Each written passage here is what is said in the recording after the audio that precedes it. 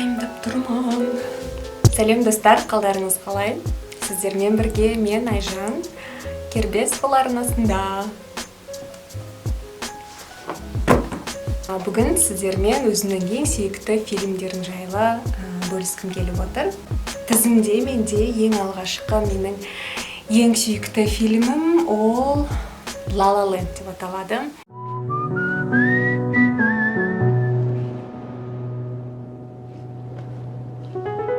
Стамбулда, Түркияда тұрып жүрген кезде менің ең сүйікті құрбым Елиз екеуміз кинотеатрға барып, сол кезде көрген болатынбыз. Меніңше біздің сүйікті фильмдеріміз біз кіммен оны көріп отырмыз, сондай бір өміріміздің кейбір жағдайларымен байланысты болуы мүмкін. Стамбулда, Түркияда тұрып жүрген кезде, ол кезде менің балам Дәрмен где-то бір 4-5 айлық болған кезде көшіп барғанбыз.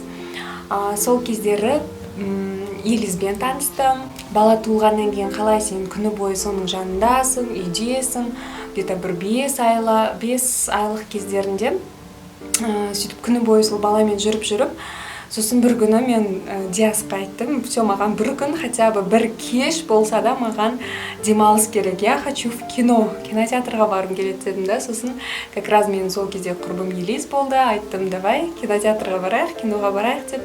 Сөйтіп екеуміз сол La La Land болып жатқан баланы Диасқа қалдырып, бір кеште мен күштілеп бір сергіп қайтқан кезім болған. Сол кезде көрген фильмім осы La La Land, және де білмеймін, маған сондай бір күшті көңіл күй сыйлаған болатын. Оны бір қызығы біз түркше субтитрмен ағылшынша көрдік, оригиналында көрдік, және де өте күшті болды. Сол кезден бастап маған фильмдерді оригинал тілінде көру өте қатты ұнады, және де қазірге дейін мен егер де батыстың фильмдері болса, тек қана оригиналында көруге тырысам.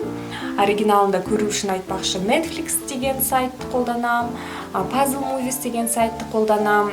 Қазір көбінесе сол екеуінен көріп жүрмін. Енді фильмнің сюжеті туралы көп айтпай қояйын. Бұл мюзикл La La Land деген ең үздік фильм атанған, Оскар сыйлығын алған. Бұл фильм маған жаңағыдай көбінесе махаббат емес, керісінше адамның өзінің арманына ұмтылуы жайында. Бала туғанда сен кішкене бүкіл сенің вниманиең, бүкіл сенің энергияң сол балаға кетеді, және де әйелдерде болады, кішкене өзін-өзі солай жоғалтатын кездері болады. Өзінің арманы не, өзі жалпы не қалайды деген сияқты. City of Stars, және де Лос-Анджелес менің сүйікті қалаларымның бірі, айтпақшы. Лос-Анджелесте түсірген сахналар бәрі әдемі көрсетіледі, және де ең соңында айтады City of Stars, жаңағыдай.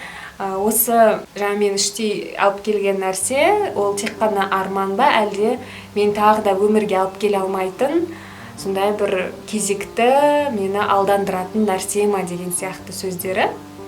Ол маған өте сол жақын болды сол моментте. Міндетті түрде көріңіздер, және де егер де ағылшын дарыңыз жақсы болса, ағылшын тілі деңгейі, онда оригиналында көруге тырысыңыз. Екінші фильмді осы карантин кезінде көрдім. Әрине ол классика, бүкіл әлемде танылған фильм, ол Крестный отец.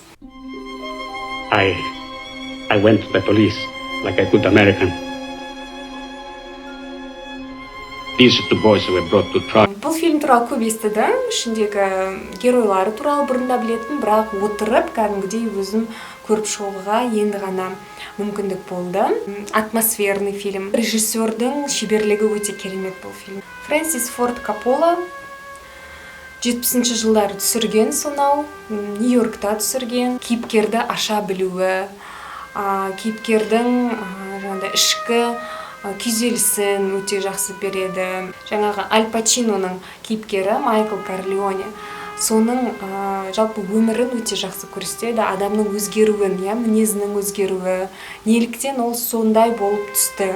Яғни ол өзі таңдау жасамаған сияқты бір жағдан, өмір оны солай қылып өзгерткен сияқты. Кейін келе енді біздің кішкентай кезімізде мысалға Бригада болатын, сол мафияның сол романтикасын біз көріп өстік.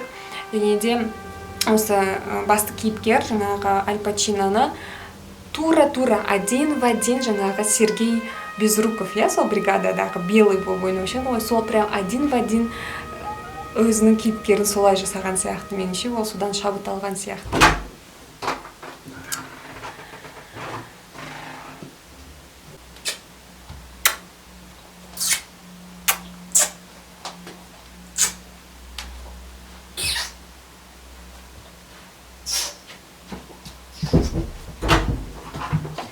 жабасақ отақан.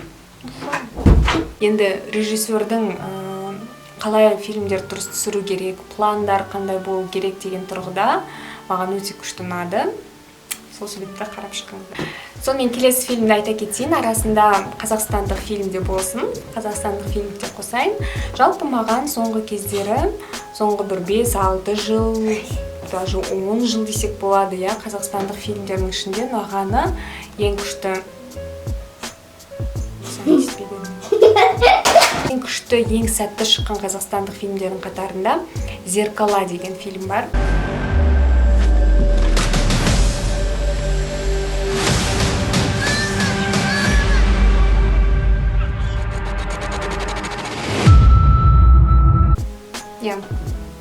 Рашид Сүлейменовтың фильмі, өйткені мен оған еще директке жазғам күшті деп. Өте ұнағаны маған актерлық состав. Каст өте жақсы. Біздің көптеген қазақстандық фильмдердің ақсайтын тұсы осы актерлердің әлсіздігі, дұрыс бере алмайды. Әсіресе Қоянбаевтың фильмдерін мен білмеймін, андай постер, нелері, антуражы күшті болады. Мысалға, Лос-Анджелесте түсірген, ана жақта, мына жақта деп қарайсың, ашасың. Актер жаңағы Қоянбаевтың өзін көріп тұрған кезде сен оған мүлде сенбейсің. Қалай әлі күнге дейін білмеймін. Енді жасын мен білмеймін, қаншадан кейін, енді 40-тан асқан аға шығар енді, бірақ жаңа ғашық болған, сондай бір жас жігіттің рөлін ойнағысы келеді. Қашанға білмеймін, сол рөлдан шығатын мен түсінбеймін әлі де. Қоянбаевтың, Адамбаевтың фильмдері білмеймін, қалай ғана біздің халық соған барады, қалай ғана әлі күнге ешкім оларға фильмдерің онша емес деп ешкім айтпаған. Әрине әркімнің талғауы өзінде, талғамы, таңдауы өзінде. Бірақ білмеймін, ол мен үшін кино емес, бір ғана бір клип сияқты. Айтуға сөзім жоқ. Енді алғашқы фильмдер мүмкін жақсы болып шыққан шығар, енді мен қазір есімде жоқ, нақты қай фильмдер олардың күшті болды. Мысалға Адамбаевтың жаңағы Аким болсын, Құдалар болсын, тағы қандай, сондай әйтеуір тойдың арасында жүрген фильмдері, кешіріңіздер, мүлде көре алмаймын. Қоянбаевтың ең соңғы шыққан жаңағы «Бизнес по-корейски», «Бизнес по-казахски в Корее», миллиард жинаған кинодан. Бірақ білмеймін, ішінде күлкілі бірде-бір нәрсе жоқ. Бір нәрсе ғана бар. Сені ерніңді үлкейткенше деген жері ғана қызықты. Тек қана сол нәрсе ғана.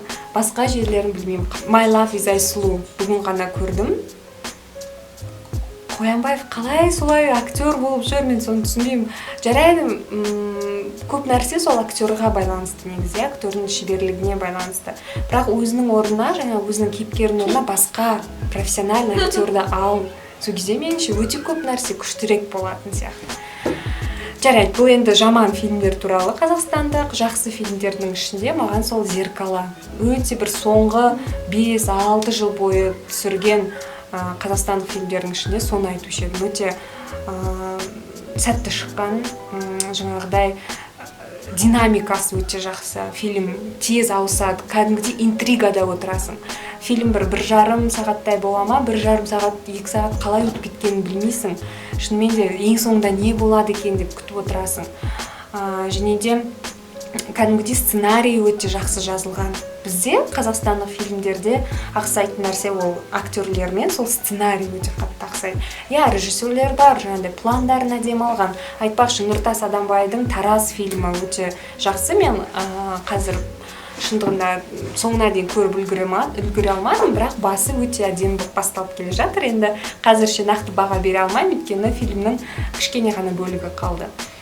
Бірақ өте жақсы, маған ұнады. План, жаңағыдай актерлердің ойыны. Енді ол жерде уже жақсы актерлер алған.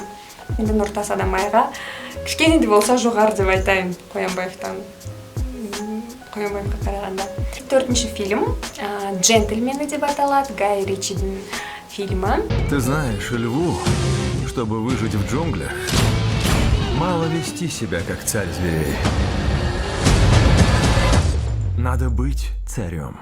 Осы жылы шыққан фильм.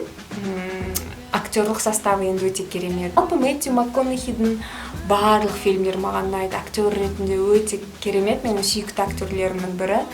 Айтпақшы, бұл фильмге байланысты менің оқиғам. бытовуха деген күннен күнге сол кезде әлі карантин болмаған кезі бізде дәрмен әлі садикке бармайды, үйде күні түні үйде болып кеттік. Сондай бір нәрсе болып кетті. Папасы күні түні жұмыста, сосын бір күн айттым, все, баланы саған қалдырам, бүгін менде day off, мен бүгін демалам деп жалғыз өзім барып Мегаға өзіммен өзім свидание құрып, кофе ішіп, киноға кірген болатынмын. Сол кезде көрген джентльменді фильм. Қызық нәрсесі, мен оны тағы да ағылшынша көргім келіп отыр, өйткені ағылшынша версиясы қызығырақ сияқты. Өйткені бұл жерде Гай Ричи өзі англичанин болғандықтан, ол бір ағылшындықтардың бір диалектісін алған. Көшеде сөйлейтін жаңа гангстерлардың бір диалектісі болады, олардың қызықтау. Сол диалектінің кішкене қолданған сондай өзінің фишкалары бар. Оны сен орыс тілінде келтіре алмайсың. Орыс тілінде сен оның бір плоская шутка болып қалады оны тыңдасаң. Сол себепті оны міндетті түрде оригиналына қарап шығу керек. Маған өте ұнады, әсіресе фильмнің бүкіл нүктесін қойып берген, меніңше ол ең соңғы фраза. Жаңағы ең соңында Мэтью МакКонахи бүкіл жаңағыдай жауларын жеңіп, өзінің қайттан арыстан образына кіріп, король джунглей болып отырған кезде айтады, так мне сказала моя, потому что это сказала моя царица. Деп жаңа әйелі келеді, осы фраза барлық нәрсені өз орнына қояды. Өйткені сен қанша жерден де өзің царь болып отырсаң да, сен егер де өзіңнің царицаңды мойындай алсаң, не сол кезде бүкіл сенің крутостың шыңына жетесің деген сияқты. Сондай бір күшті эффект болады, яғни ол жай ғана өз отырған бір гангстер, бәрін жаңағыдай жеңген, өлтірген адам емес, ол жаңағыдай махаббаты да бар, сүйе алатын адам, өзінің жаңағыдай әйелі үшін жасаған деген сияқты, принциптері бар деген сияқты. Сондай бір күшті джентльменнің образын аша түседі. Енді the last but not the least, ол паразиты. 지금 진짜로 이상한 게 온 것 같아. 2019 жылдың Оскар сыйының жүлдегерлері. Біразға дейін менің ойымнан шықпай жүрген фильм, шынымен де өте керемет, өте айтады, заслужили. Не үшін бұл фильм маған ұнады? Қазір есіме алам, және де қазір уже тітіркеніп отырмын ол фильмнен. Егер де көрмесеңіздер, міндетті түрде көріңіздер, бірақ қатты сентиментальный, қатты сондай сезімтал, впечатлительный сондай адам болсаңыз, сонда ойланып көріңіз алдымен. Маған жалпы Тарантиноның фильмдерін айт. Содан бастайық. Квентин Тарантиноны білетін болсаңыздар, режиссер америкалық, «Убить Билла», «Криминальное чтиво» деген сияқты керемет фильмдер бар. Және де Тарантиноның бір өзінің фишкасы ол жаңағыдай қан төгіс түсірген жақсы көреді, жаңа адамдарды өліп атқан, жаңағыдай насилие, сондай бір нәрселерді, ол агрессия болсын, сондай кішкене оның кейіпкерлері сондай кішкене мынандай крейзи деген сияқты сондай. «Убить Билланың өзі, қаншама қан төгіс бар. Егер де сол деңгей сіздерге норм болса, сіз ол қан төгісті бір немесе жиркеніп, кәдімгідей оны бір жай ғана кинода болатын сондай өнер ретінде біле алатын болсаңыз, өлшей алатын болсаңыз, онда сізге паразиты ұнайды. Өйткені паразитыда да сол бар. Жаңағыдай қан төгіс, өлтіру деген нәрселер бар, бірақ әлі де жас ерекшелігін өте қаттан бақылау керек. Әрине бұл фильм 21+ деп айта аламын. Даже 18+ емес, 21+ уже кәдімгі ересек адамдарға арналған фильм. Және де фильмді метафорасын түсіне алатын, дәл буквально емес, ол фильмнің астарын түсіне алатын, кішкене фильмді өнер ретінде қабылдай алатын адамдар үшін мағынасы өте әдемі берілген, бірнеше мағыналарды кәдімгі бүйтіп тоғыстырған.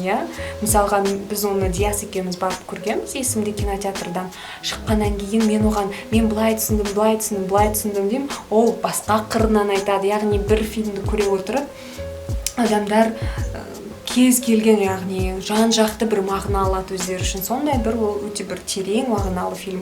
Былай қарасаң, сюжеті өте қарапайым, жанры трагикомедия ғой. Шынымен де өзінің жанрына лайық сондай фильм. Ал ішінен одан кейін барып ойланып қарасаң, ол кәдімгідей біраз ойларға сені жетелейді. Және де қорқынышты элементтері де бар. Мен шын айтам, ол фильмнен кейін кәдімгідей бір 2-3 ай сол нәрсе есімде жүріп, бір сосын Диасқа айтқам, біз егер де жер үй алатын болсақ, в будущем, бір болашақта жер үй алатын болсақ, міндетті түрде бүкіл жаңағы подвалына бәрінен тексеріп бірақ алу керекпіз деп. Инстаграмда да өзімнің подборкаларын жасап отырамын. Кербесфул, нижняя черточка films деп менің инстаграмымды қарайтын болсаңыздар, Айжан Карибай менің инстаграм. Сол жерде біраз тізімді көресіздер. Бұл фильмдердің ешқайсысы ол тізімде жоқ. Бұл фильм менде қазірде қалыптасқан менің тізімім дейді. Айтпақшы La La Land бар. La La Land менде всегда топтардың ішінде жүреді. Видеоны не үшін түсіріп отырмын? Өйткені біріншіден сіздерді сағындым. Осылай камера алдында сөйлеп отыруды сағындым. Екіншіден карантин кезінде біраз не көру керек, не көруге болады деген ойларыңыз болса, осы видео сіздерге шешім болсын деп ойлап отырмын. Және де сіздердің сүйікті фильмдеріңізді комментарийдің астына жазсаңыздар екен. Кішкене менің вкусымды біліп қалған шығарсыздар. Егер де сіздерге де бірдей болса вкустарымыз, онда жазыңыздар. Жаңағыдай бизнес по-казахски деген фильмдерді жазбаңыздар. Жақсы сондай бір күшті фильмдер жасаңыздар. Міне сол достар, сіздермен көріскеніме өте қуаныштымын. Және де қандай да сұрақтарыңыз бар, сұрақтарыңызды жаза отырыңыздар. Өйткені келесі видеоны мүмкін сұрақ-жауап видеосы жасармын. Егер де қызық сұрақтар болса, онда сұрақ-жауап видео жасаймын. Сіздермен болған мен Айжан, сіздердің барлықтарыңызды жақсы көремін. Сау болыңыздар. Мама, Ау. бітті. Бітті.